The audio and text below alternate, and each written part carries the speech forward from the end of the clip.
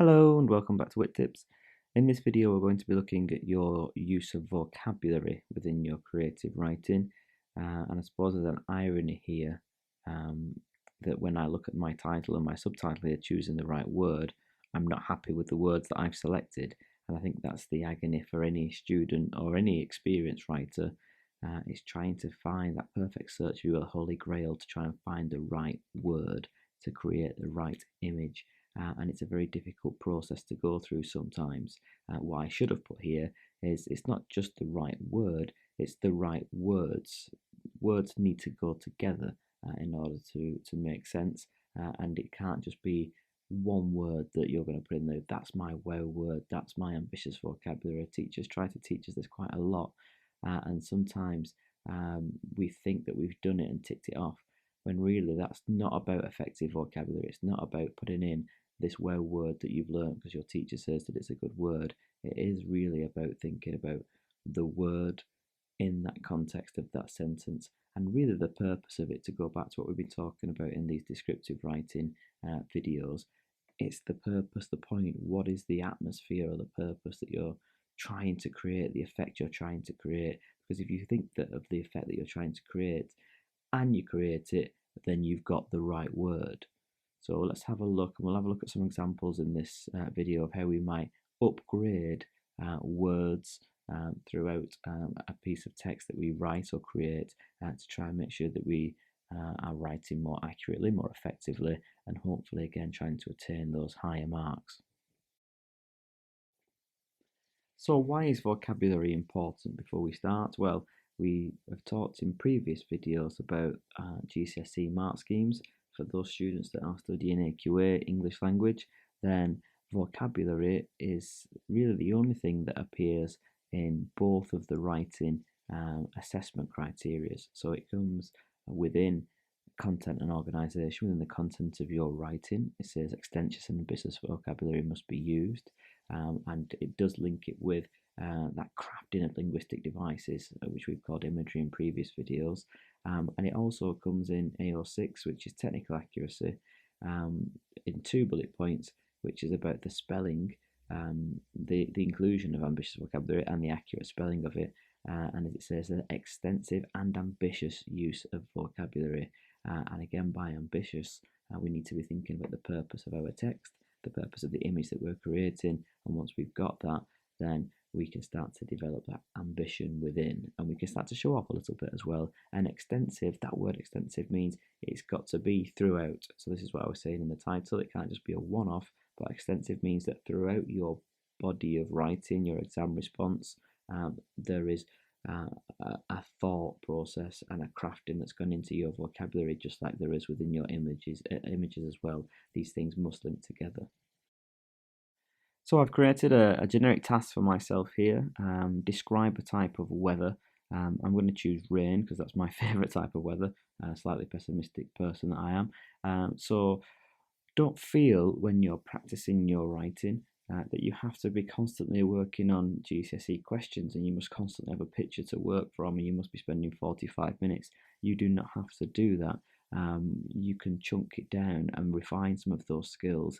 And today we're just going to look at 4 sentences that I've jotted down, or 4 different types of perhaps sentences about rain and a female character. So if we have a look at that now, hopefully you'll be able to see some differences between them. Okay, so here are my 4 different attempts at describing a little bit of weather. So I'm just going to read through these 4 different descriptions that I've created for you now, based upon my bit of rain. The first one is, she enjoyed the cold rain as it fell softly down on her face.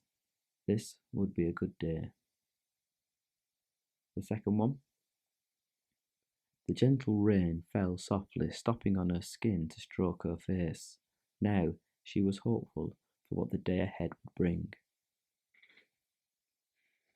The third one, the rain cleansed her of recent mistakes, laying like a semi-permanent protective layer on her skin. With this confidence, she was destined for a better day. And the fourth one, The baptismal rain adorned the smooth skin of her arms and face, cleansing her of the recent past. Reinvigorated, the day ahead could only bring new hope.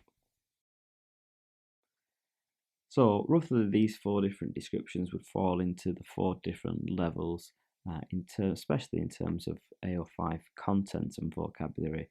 And I've tried to put the reasons why in the colours, and we'll talk through some of these now. So the first one, level 1, is quite a basic description. There's nothing wrong with it. It's technically correct and accurate. Everything is spelt right, punctuated correctly. We're quite happy with it in that respect. So if you have a look at the bits in red, then she enjoyed the cold rain. So the rain is being pre-modified here with the adjective cold. It's quite a straightforward adjective to choose here, quite a simple linguistic choice. Sometimes you need this word. Really, does it add anything here? No, it doesn't, because the fact that it's cold, generally cold has the connotations of something unpleasant, and this is what we're trying to create here is kind of a pleasing element to this rain. The second part of this does it slightly better, and we've got the adverb softly. It's falling softly down on her face. So we've tried and attempted perhaps to continue this description a little bit more, but again, it's still not very developed or advanced.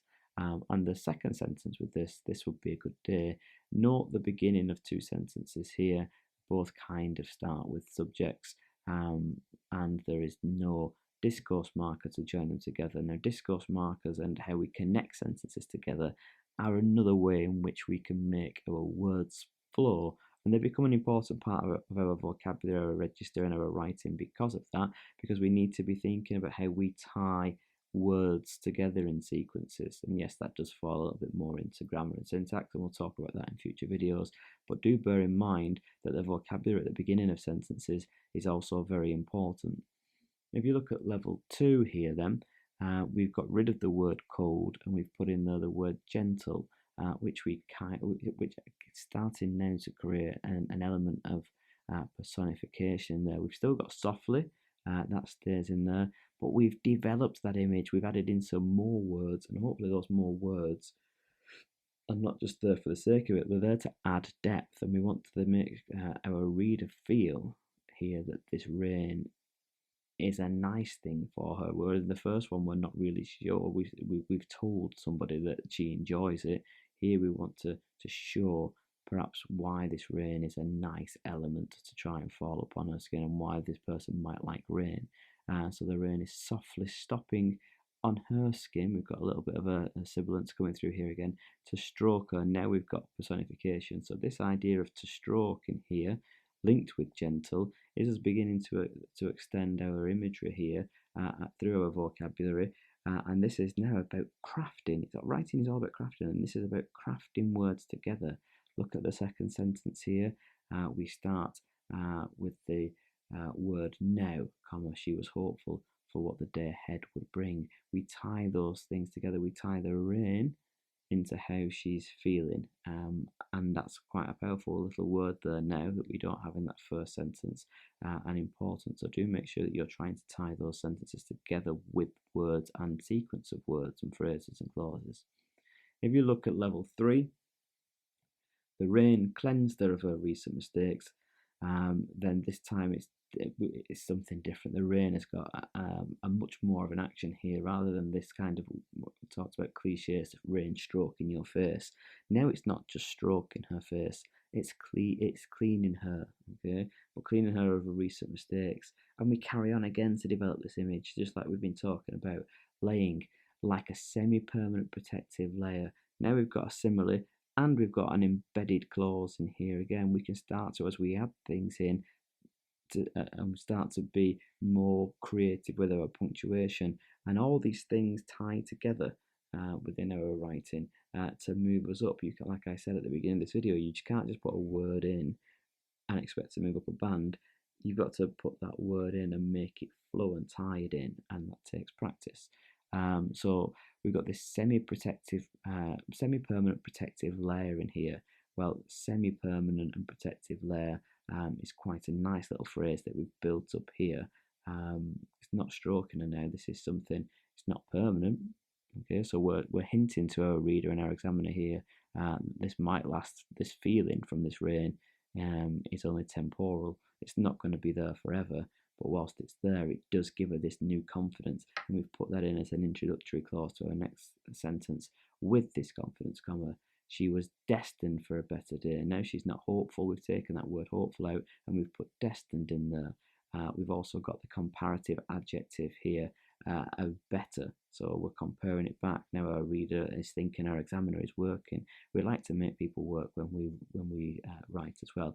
It is going to be a better day, which means that she must have had some worse days in this recent past, which would link into the mistakes.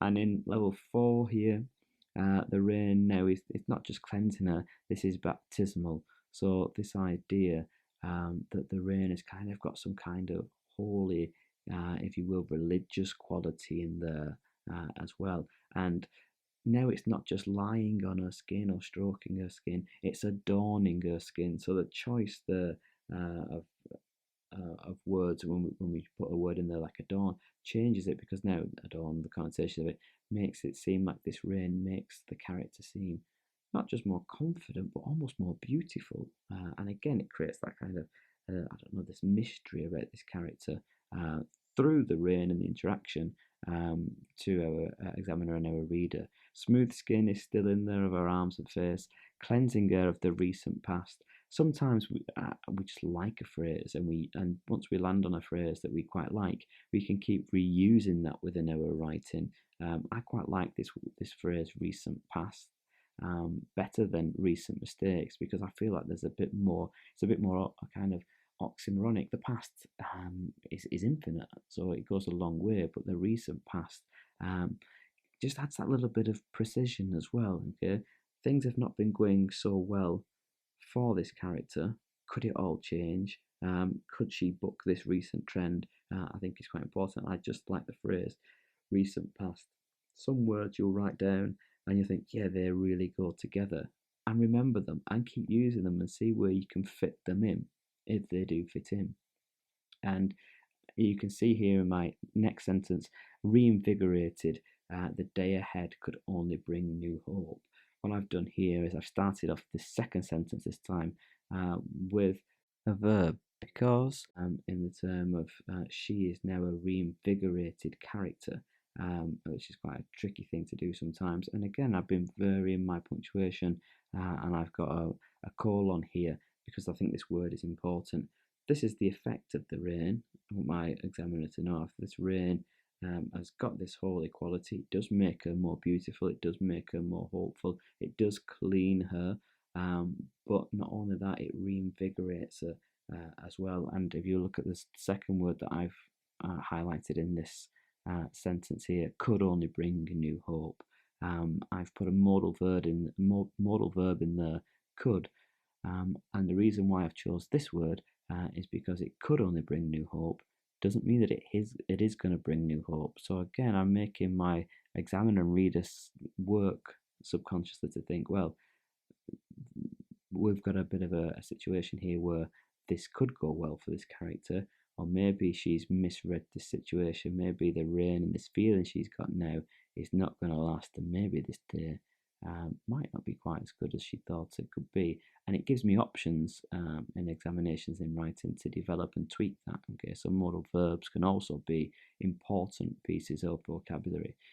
When we talk about vocabulary being ambitious and flowing, yes, you've got things like baptismal, adorned, reinvigorated in here, semi-permanent protective layer, but you can't underestimate words like could as well in tying them together. They're just as much as just as important perhaps as some of those other words. So do think about how you tie and really sort of situate some of your more ambitious vocabulary within your writing. So to finish then, one of the most frequent questions we get asked as teachers is, how do we improve our vocabulary? How do we learn new words? There is no shortcut and no hack for this, as I've been saying throughout these little videos on writing. It is painstakingly difficult, and there are no quick fixes and no little cheats or shortcuts that you can use. To learn new words, you have to learn them, you have to be exposed to them. You have to listen, I think, is an important thing.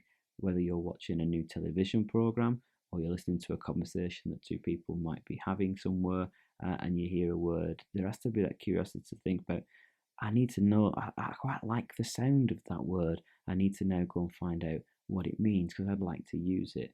And there is no better place than sort of television, and you're watching programs and you're thinking, right, here's two characters having an argument. Here is a very angry character. Here's a very nice character. Let's have a look at the language that they're using. And then you can start to use that as well within your own vocabulary. I've said about subjects that you study give you a great platform. All the hobbies and interests that you have, no two people's vocabulary is the same. So you've got to use the words that you know, and try and fit those in. So if you're interested in a particular sport or a particular hobby, and there is a certain term or word for that, and there will be for various different things, then you can bring those type of things into your writing. Any past experiences, clubs, even like your parents' jobs, could be an important thing as well, because they will bring new vocabulary home with them that you can use within your writing. So just keep your ears open, keep your eyes peeled, read as much as you can, and look up new words. Now is a perfect time to be going away, researching words and trying to fit them in, try to use them within your speech. And if you can use them within your speech, then they'll start to filter into your writing as well. Finally, then, have a practice. Go away, think about other types of weather, whether you want to describe the snow, or the sunshine, or a thunderstorm, or some lightning, or whatever it might be, a nice frost. Go away, have a practice, try and write some sentences. Try and work through what I've done here. Try and write a basic sentence, and then keep trying to upgrade it, and then be again thinking and consciously crafting how, and look at mine as examples. How have they developed? Okay, and try and follow those things through, especially with sentence starts, especially with putting in the imagery and the wording. Try and write yourself 4 different descriptions of the same piece of weather, but each time try to improve it along the way, and always be thinking about what is the purpose, what is the effect, and craft towards that. Good luck. If you can, post some in the comments underneath so we can have a look at some of your sentences, and it'll be interesting to see how well you do. Thanks for listening. Bye bye now.